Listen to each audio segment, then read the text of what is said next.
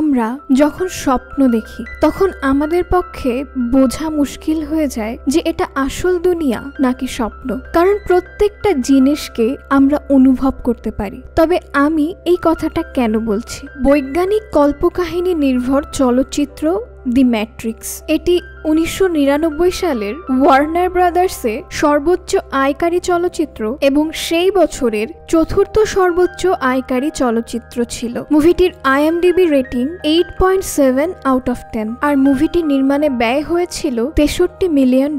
আজ এই ভিডিওতে আমি দ্য ম্যাট্রিক্স সিনেমাটিকে সম্পূর্ণ এক্সপ্লেন করব। গল্পের শুরুতেই আমরা দেখতে পাই বেশ কিছু পুলিশ একটা মেয়েকে খুঁজছে। মেয়েটার নাম হচ্ছে ট্রিনিটি। একই সাথে সেই মেয়েটাকে ধরার জন্য বেশ কিছু এজেন্ট সেখানে উপস্থিত হয়। তাদের মধ্যে একজন রয়েছে এজেন্ট স্মিথ, এবং তারা পুলিশদের জানায় যে সেই মেয়েটাকে ধরার এতটাও সহজ না। তবে কে সেই মেয়েটা?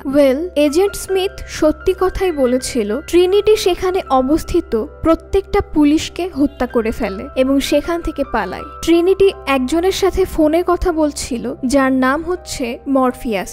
সেই এজেন্টরা ট্রিনিটিকে দেখতে পেয়ে যায় এবং তাকে ধরার জন্য পেছনে দৌড়ায়। ট্রিনিটি একটা বড় লাফ দিয়ে একটা বিল্ডিং থেকে আরেকটা বিল্ডিং এ চলে যায় এবং সেম ভাবে একটা এজেন্ট সেই কাজটাই করে, যেটা একটা পুলিশ দেখে অবাক হয়ে যায়, কারণ একটা মানুষের পক্ষে অত বড় জাম্প দেওয়া একেবারেই সম্ভব না। ট্রিনিটি দৌড়াচ্ছে এবং তার সামনে রয়েছে একটি ফোন বুথ, যেটির মাধ্যমে ট্রিনিটি সে স্থান থেকে পালাতে পারবে। এজেন্ট স্মিথ একটি গাড়ি নিয়ে চলে আসে তাকে ধাক্কা মারার জন্য, তবে সময়ের আগেই ট্রিনিটি সেই ফোনটি রিসিভ করে নেয় আর সেখান থেকে গায়েব হয়ে যায়। হ্যাঁ, জিনিসটা শুনতে একটু কঠিন লাগে, বাট চিন্তা নেই, বুঝিয়ে দেব। তারপর আমরা এই গল্পের মেইন চরিত্রকে দেখতে পাই, যার নাম হচ্ছে থমাস অ্যান্ডারসন, বা ডাক নাম হচ্ছে নিও। সে একটি কম্পিউটার প্রোগ্রামার, একই সাথে সে একজন হ্যাকার। তবে নিওর ওপরে কেউ একজন নজর রাখছে এবং নিও তাকে খোঁজার চেষ্টা করছে। সে নিওকে জানায় যে ফলো দ্য হোয়াইট র্যাবিট, যে সাদা খরগোশটির পিছু করতে। আর সেই মুহূর্তে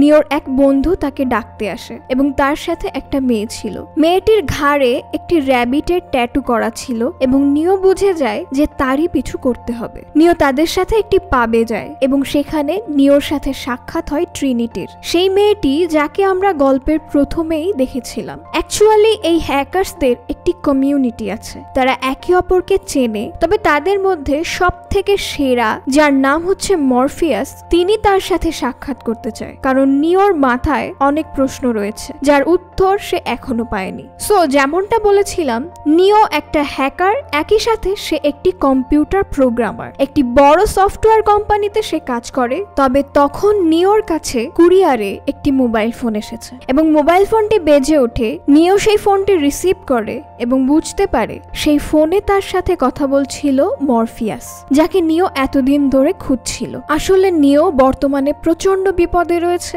এবং মরফিয়াস তাকে বাঁচাতে চাইছে। গল্পের শুরুতেই আমরা যে এজেন্টদের দেখেছিলাম তারা নিওর অফিসে এসেছে এবং নিওকে খুঁজছে, এবং মরফিয়াস নিওকে সেখান থেকে পালাতে সাহায্য করে। ব্যাপারটা বড় অদ্ভুত, যেন মরফিয়াস জানে যে নিও কোথায় রয়েছে এবং তার আশেপাশে কি রয়েছে। তারপর ফাইনালি নিও একটি স্থানে এসে উপস্থিত হয় এবং তখন মরফিয়াস নিওকে জানায় যে তার হাতে এখন দুটো রাস্তা রয়েছে, সেই উঁচু বিল্ডিং এর জানালার কাঁচটা খুলে বাইরে থেকে পালিয়ে যাওয়া, নয়তো সেই এজেন্টদের হাতে ধরা পড়ে যাওয়া। এখন নিও কি করবে সেটা তার নিজের হাতে। নিও সেই জানালা থেকে বাইরে পালানোর চেষ্টা করে, তবে সেটা এতটাই উঁচু ছিল যে তার সাহস হয় না। তাই ফাইনালি সেই এজেন্টদের হাতে সে ধরা পড়ে যায়। তারপর আমরা দেখতে পাই নিওকে একটি অফিসে নিয়ে যাওয়া হয়েছে। একজন মানুষ অর্থাৎ এজেন্ট স্মিথ নিওকে বেশ কিছু প্রশ্ন করছে। যেমনটা বলেছিলাম, নিও একটা হ্যাকার এবং তার ওপরে অনেকগুলো কেস রয়েছে। তবে এজেন্ট স্মিথ নিওকে একটা সুযোগ দেয়, নিও যদি তাদের সাহায্য করে সেই কুখ্যাত হ্যাকার অর্থাৎ মরফিয়াসকে ধরতে, তাহলে তারা নিওকে ছেড়ে দেবে। তবে নিও তাদের কথায় একদমই রাজি হয় না। সো সিম্পলি তার উকিলের সাথে কথা বলতে চায়। এনিওয়েজ, নিওর সেই ব্যবহারে এজেন্ট স্মিথ প্রচন্ড রেগে যায়। আর তখন একটি আজব ঘটনা ঘটে। আমরা আচমকা দেখতে পাই নিওর ঠোঁটগুলি সম্পূর্ণভাবে আটকে গিয়েছে এবং সে সে কথা বলতে পারছে না এবং তারা একটি মেশিন যেটা অনেকটা পোকার মতো দেখতে সেটা নিওর নাভির মধ্যে দিয়ে পেটের মধ্যে ঢুকিয়ে দেয়। আর পরের মুহূর্তেই আমরা দেখি নিও আচমকা ঘুম থেকে উঠে গিয়েছে। নিওর মতো আমরাও ভাবতে থাকি যে এটা সম্ভবত তার একটি দুঃস্বপ্ন ছিল, কারণ ওরকম জিনিস সত্যিকারের দুনিয়ায় হয় নাকি। তবে সেই সময় আবার নিওর কাছে ফোন আসে এবং ফোনটা করেছে মরফিয়াস। সে নিওর সাথে সাক্ষাৎ করতে চায়। মরফিয়াসের কাছে সে সব প্রশ্নের উত্তর আছে যেটা নিও এতদিন ধরে খুঁজছিল। একই সাথে মরফিয়াস জানায় নিও হচ্ছে সেই একজন যাকে এজেন্টরা ভয় পায়। তারপর নিও মরফিয়াসের কথা মতো একটি স্থানে গিয়ে অপেক্ষা করছিল এবং একটি গাড়িতে উঠে পড়ে, যে গাড়ির মধ্যে ট্রিনিটি এবং আরেকটা মেয়ে ছিল। তারা নিওকে মরফিয়াসের কাছে নিয়ে যাচ্ছে, তবে তারা মনে করে যে সেই এজেন্টরা নিওর মধ্যে কোনো ধরনের ট্র্যাকিং ডিভাইস বা কোনো যন্ত্রপাতি লাগিয়েছে। আর সত্যিই তাই, একটি যন্ত্রের মাধ্যমে তারা নিওর পেট থেকে সেই পোকার মতো দেখতে ডিভাইসটি বার করে নেয় এবং নিও যেটিকে দুঃস্বপ্ন মনে করছিল সেটা আসলে সত্যি হয়েছিল। তো তারপর তারা তাদের গন্তব্যস্থলে এসে পৌঁছায়। নিও একটি ঘরের মধ্যে প্রবেশ করে যেখানে মরফিয়াস নিওর জন্য এতক্ষণ ধরে অপেক্ষা করছিল, অর্থাৎ যাকে নিও এতদিন ধরে খুঁজছিল। নিওর মাথায় বহু প্রশ্ন রয়েছে যে পৃথিবীতে মানুষদের যে অস্তিত্বটা রয়েছে সেটি কি আদৌ সত্যি, আর ম্যাট্রিক্স সেই জিনিসটা কি। নিওর মনে হয় যে এই দুনিয়াতে কোনো একটা সমস্যা রয়েছে যেটাকে এক্সপ্লেইন করতে পারছে না। প্রত্যেকটা মানুষকে একটি নির্দিষ্ট নিয়মের মধ্যে দিয়ে চলতে হয়, যেন তাদের নিজস্ব ইচ্ছা বলে কিছুই নেই। আর এই সম্পূর্ণ দুনিয়াটাই হচ্ছে ম্যাট্রিক্স। মরফিয়াস নিওর সামনে দুটো পিলস অর্থাৎ দুটো ট্যাবলেট দেয়।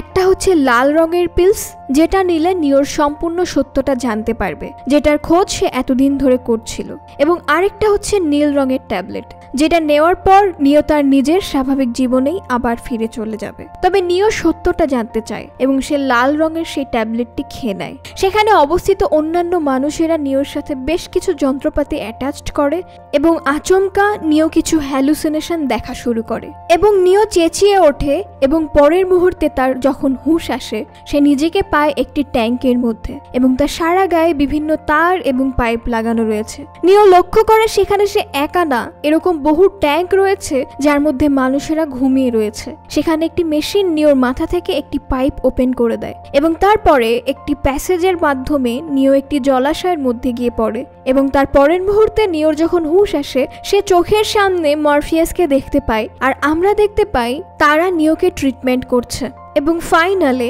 নিও সুস্থ হয়ে ওঠে। মরফিয়াস তার সাথে সাক্ষাৎ করে এবং নিও তাকে জিজ্ঞেস করে যে সে এখন কোথায় আছে বা এখন কি সাল। নিও মনে করছে যে এখনো তো বর্তমান সময়ের অর্থাৎ 1999 মানে যে সময়ের সিনেমা সেটা।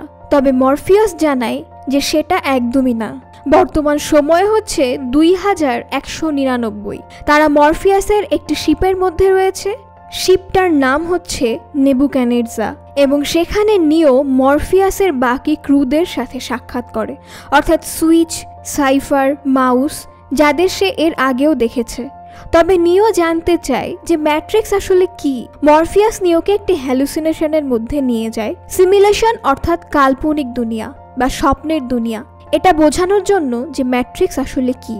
নিও যে দুনিয়াতে বাস করত সেখানে তার একটি স্বাভাবিক জীবন ছিল। সে ছিল একজন কম্পিউটার প্রোগ্রামার এবং সেটাই হচ্ছে ম্যাট্রিক্স, যেটা আসল দুনিয়া একদমই না। সেটা ছিল একটি সিমুলেশন বা একটি কাল্পনিক দুনিয়া। আর এখন নিও যেটাতে রয়েছে সেটাই হচ্ছে আসল দুনিয়া, যেটা সম্পূর্ণভাবে ধ্বংস হয়ে গিয়েছে, কারণ মানুষেরা মেশিনদের উপরে সব থেকে নির্ভর হয়ে গিয়েছিল। আর এর ফলে একটি উন্নত আর্টিফিশিয়াল ইন্টেলিজেন্স যাদের সাথে মানুষদের যুদ্ধ হয় তাদের বলা হতো সেন্টিনেলস। মানুষেরা সফলভাবে তাদের এই সৌরশক্তি নেওয়ার থেকে আটকে দেয়, তবে তারা মানুষদেরই ব্যবহার করতে থাকে তাদের পাওয়ারগুলিতে রিচার্জ করার জন্য। আমাদের শরীর যথেষ্ট পরিমাণে উষ্ণতা এবং বায়ো ইলেকট্রিক পাওয়ার জেনারেট করতে পারে, অর্থাৎ সেই মেশিনগুলোকে চালানোর জন্য প্রয়োজন হচ্ছে একটি পাওয়ার, ঠিক যেমনটা আমরা কোনো মেশিন চালাতে ব্যাটারি ব্যবহার করি। তবে সেই দুনিয়াতে মানুষরাই হচ্ছে ব্যাটারি, যেখানে মানুষদের জন্ম হচ্ছে না, মানুষদের চাষ করা হচ্ছে। তারা আমাদেরই শরীরে এনার্জিটাকে ব্যবহার করছে তাদের ব্যাটারি হিসেবে। তবে মানুষকে শান্ত এবং জীবিত রাখার জন্য তো তাকে কিছু তো একটা দেখাতে হবে। আর সেই কারণেই তারা ম্যাট্রিক্স নামক একটি সিমুলেশন তৈরি করে, একটি কম্পিউটার প্রোগ্রাম যেটা প্রত্যেকটা মানুষের মাথায় চলতে থাকে এবং তারা মনে করতে থাকে যে তারা একটা আসল দুনিয়াতে রয়েছে। তবে সেটা একদমই না। নিওর কাছে এখন ব্যাপারটা খুবই কঠিন হয়ে দাঁড়িয়েছে, কারণ সে খুবই কনফিউজড যে কোনটা আসল দুনিয়া। যেমনটা ভিডিওর শুরুতেই বলেছিলাম যে আমরা যখন স্বপ্ন দেখি তখন আমরা একদমই বুঝতে পারি না যে আমরা স্বপ্ন দেখছি, কারণ সবকিছুই একদম আসল মনে হয় আমাদের। মুভির বাকি অংশ অতি শীঘ্রই আপলোড করা হবে।